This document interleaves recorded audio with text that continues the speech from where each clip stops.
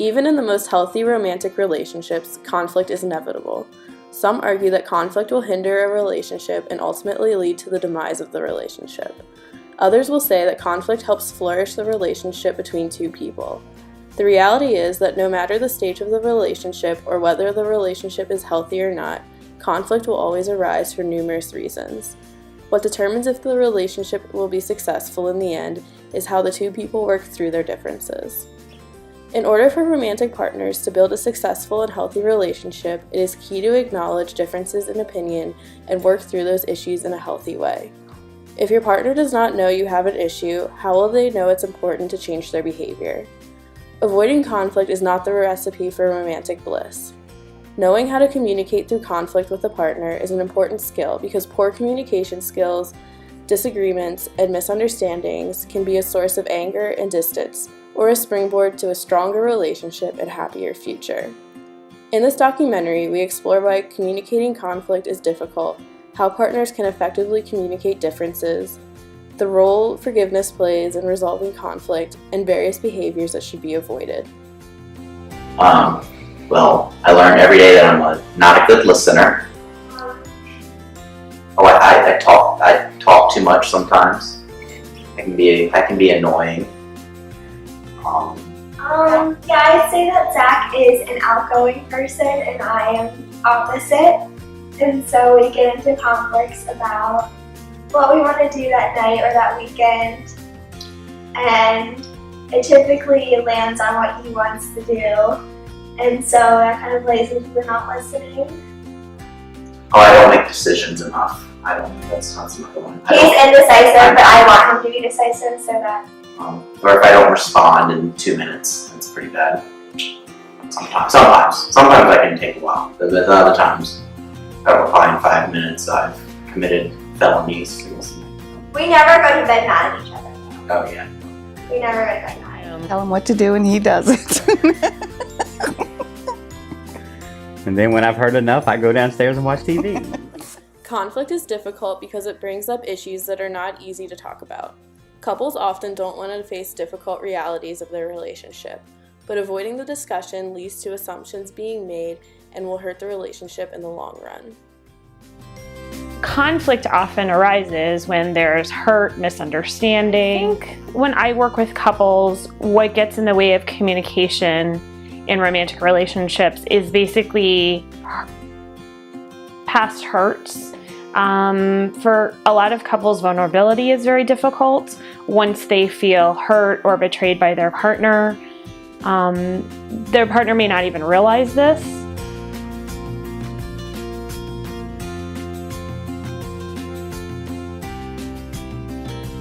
Relationships are like gardens.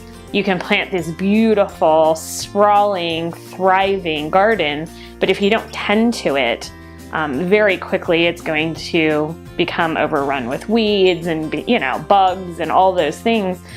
So I really encourage couples to treat it almost like a living organism that if you put it to the side and don't pay any attention to it, it's going to suffer. I know communication is important, but it's not always easy, so I have to force myself that when some things bother me to say it to my spouse and make sure that I get everything that I'm feeling off my chest. Listen, men, listen. Listen. Admit you're wrong when you're not wrong. Sometimes you just gotta take a punch just to do it. In the end, it'll be worth it. We talk it out, and it could take a while, but normally we just try and compromise on what we're mad about, or whoever is mad, and then just talk it out, just try and find an agreement.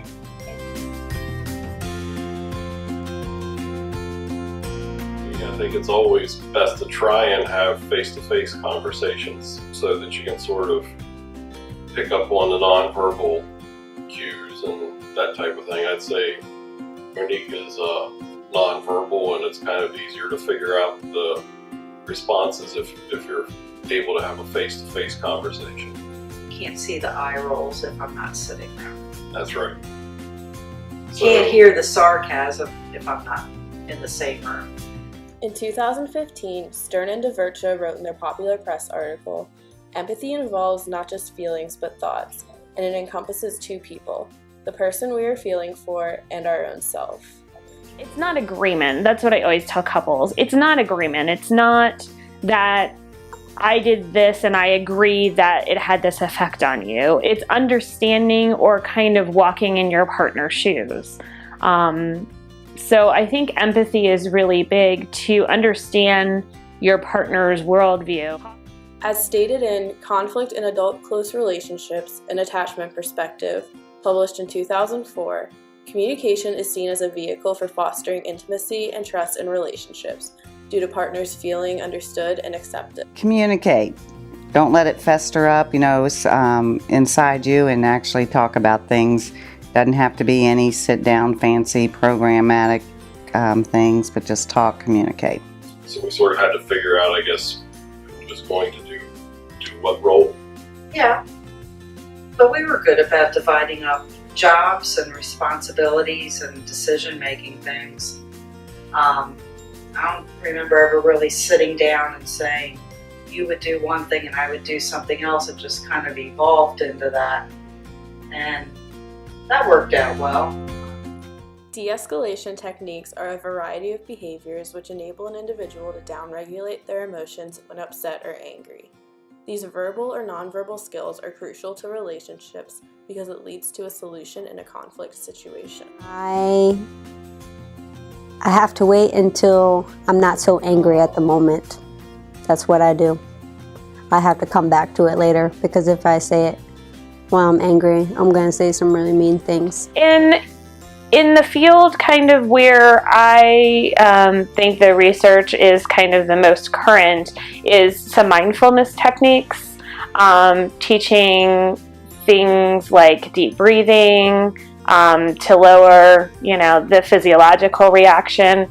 Some are as simple as distraction, exercise, things like that. And it's working with the individual to find out what specifically works for them. For example, if you go run a mile and you feel more agitated or escalated, that would not be a good technique for you. If we have an argument and I did it the wrong way, I gotta have those self-talks where, okay, this is the moment where you gotta know what we talked about, like talking to myself, because there is times where I've messed up and I've regretted it, and so I strive for the next time. I remember those situations when we get into another argument. I remember that, and then I'm like, okay, now I gotta be positive. Couples have different types of learned languages when communicating love. Gary Chapman discusses 5 languages of love: words of affirmation, quality time, receiving gifts, acts of service, and physical touch. It's important to know your partner's language in order to communicate effectively and prevent misunderstanding and unnecessary conflict. Yeah, Zach tells me he loves me. I'm definitely words of affirmation, so he's always reassuring me that he loves me, our relationship is good, he's not cheating on me with his classmate. I ask them to have enough insight to know when they're being triggered, and work to manage conflict in what we would call like the rational brain or the logical brain. So that they're not responding necessarily to past things, but they're able to calm their physiology down in a way that they can talk about what's going on in the present.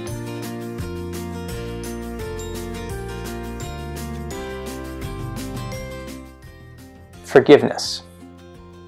It's one of the hardest and I think most important things that we can do both for ourselves and for our relationships.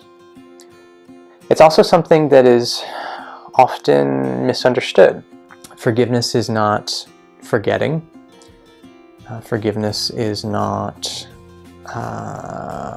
just sucking it up, putting on a happy face, being nice or whatever. Forgiveness is not the same thing as reconciliation. Forgiveness does not mean necessarily that a relationship is restored. Forgiveness is a prerequisite for restoration, for reconciliation of relationship, but restoration, reconciliation is actually a separate thing. Kind of in contrast to a lot of the mistaken thoughts about forgiveness, we need to be able to remember. We need to remember what happened, what we experienced.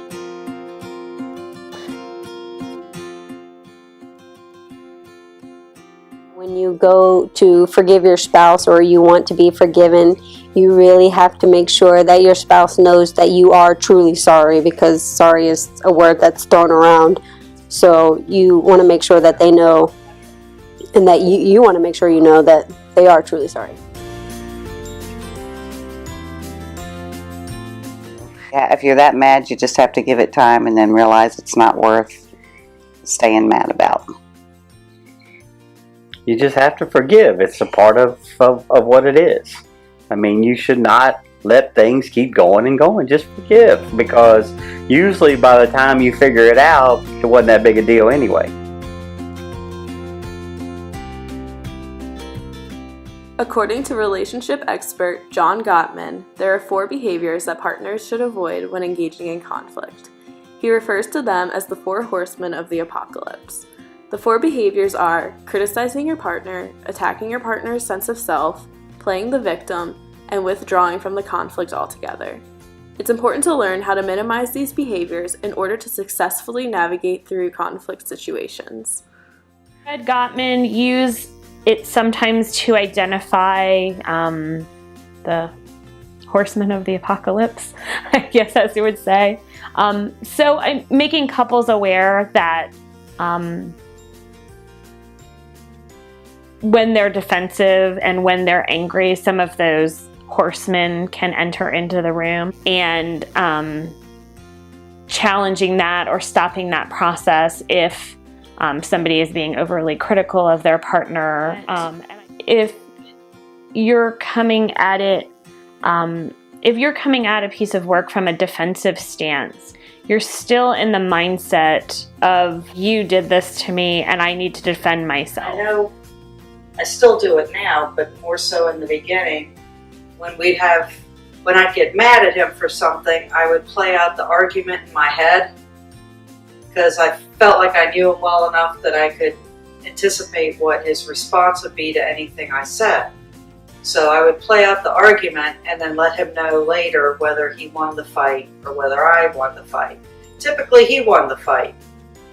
And sometimes it took me a day or so to figure out who won it. I wouldn't agree about blowing over though. Oh, I mean, it blows over for the moment, but it'll come back like 12 hours later out of the blue. So it just kind of depends on the situation and how certain people are feeling certain days. A lot of always and never statements, because somebody is never always or never anything. You shouldn't call each other names. It's not a good idea, because usually you'll say things that you don't mean and you'll regret later, because she'll bring it back up 5 years later. Here we go. Women can calm down more and communicate their feelings rather than blowing things out of proportion. Is that good? Yes, don't blow things out of proportion. Don't assume, because you know what they say about assuming. I guess try not to make it personal. You know, if you're sort of evaluating a situation, try to keep it focused on what the different options are and what the advantages are or the disadvantages of the different options, and try not to really bring in the personal aspect of it too much. One of the things that I do work on with couples is escalating the way they communicate. A lot of times we find that it'll go from an issue at hand, you know, who is going to do the dishes, to escalating to making it be about that person, like, well, you're always lazy and I can never count on you. And then the third level of escalation is making it about the relationship. So not only are you lazy and you can never follow through on anything, but now we probably shouldn't be together because this will never change. For me, I try and help couples to keep it focused on, if we're talking about the dishes, let's talk about the dishes. And then past that, is it really about the dishes? Or is it about the fact that I feel like I can't count on you? Or I feel like you've let me down? Relationships are difficult, and arguments, disagreements, and other forms of conflict will always arise. However, in a healthy relationship, partners are able to prevent, minimize, and end conflict before it becomes something that will seriously impact the relationship. By using the skills we discussed in this documentary, relational partners can maintain a healthy and strong relationship and focus on relational growth as opposed to constantly mending hurt feelings and personal rifts. According to Haas and Stafford in their 2005 article, relationship maintenance refers to using positive communicative strategies and behaviors to prevent relationship dissolution through their partner's efforts to sustain a dynamic equilibrium in their relationship. Without effective and positive communication, any relationship will encounter crippling conflict. By instituting positive communicative behaviors such as compromising, listening to your partner, and being able to forgive when you are hurt or let down, one is able to foster a happy and long-lasting relationship. You know, this is where I tell couples a lot of times we shouldn't watch Cinderella as kids, because couples go off into the sunset and they're supposed to live happily ever after. But happily ever after takes work. So I think the myth kind of in our culture is the happily ever after piece. That if you want to incorporate things into your relationship, it takes work. It's not going to happen by itself. It's not magical. Too many people let little things get to them, and you really shouldn't. I mean, the least amount of things that you can let bother you, the better off you'll be. As much as I love him, he is literally the most annoying person I've ever met in my life. But yet, we've still been together for almost 3 years. But again, every day is different. You never know what's gonna happen. There's no secret. You just gotta not give up and not quit. If you love each other enough, it'll last. Cheers, babe. Wait, I didn't get the cheers part. Cheers.